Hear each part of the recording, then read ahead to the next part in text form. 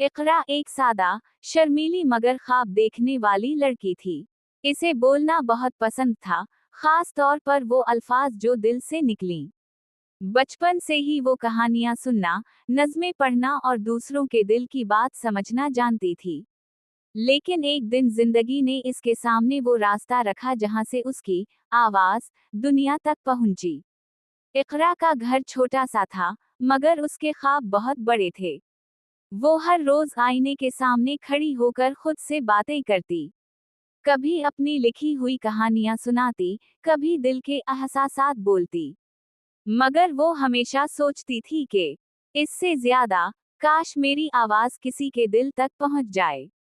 एक दिन इसकी दोस्त हैना ने कहा, इससे ज्यादा, इकरा, तुम्हें पता है, आजकल लोग YouTube पर अपनी आवाज से दुनिया बदल रहे हैं। तुम क्यों नहीं बोलती वहां? इकरा ने हंसकर कहा, इससे ज्यादा, मेरी आवाज कौन सुनेगा? हैना ने जवाब दिया, इससे ज्यादा, जो दिल से बोलता है, दुनिया खुद सुनती है। ये जुमला इकरा के दिल में उतर गया। इसने फैसला कर लिया कि अब वो अपनी कहानियां, एहसासात और मोहब्बत के पैगाम दुनिया तक पहुंचाएगी। रातों को जागकर उसने मोबाइल से अपनी पहली कहानी रिकॉर्ड की। आवाज कांप रही थी मगर जज्बा मजबूत था। अगले दिन उसने वीडियो YouTube पर अपलोड की। वीडियो का उन्वान था, मोहब्बत की खुशबू। पहले दिन चंद ही लोगों ने देखी, मगर जिन्होंने देखी, उनके दिल छू गए। किसी ने लिखा, इससे ज्यादा, तुम्हारी आवाज में जादू है इकरा। ये जुमला पढ़कर इकरा की आंखों में आंसू आ गए, मगर दिल में रोशनी भर गई।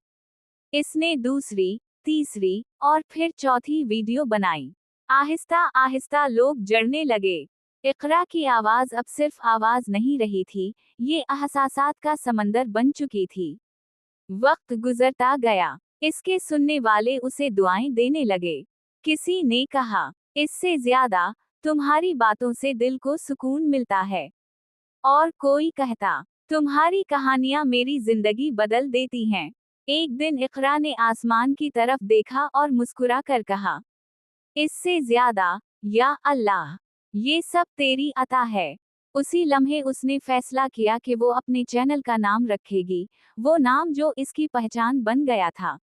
वो नाम जिसमें उसके दिल की गहराई, इसके जज्बे और इसकी मोहब्बत की झलक थी। इकरा ने अपने चैनल का नाम रखा, इकरा की आवाज।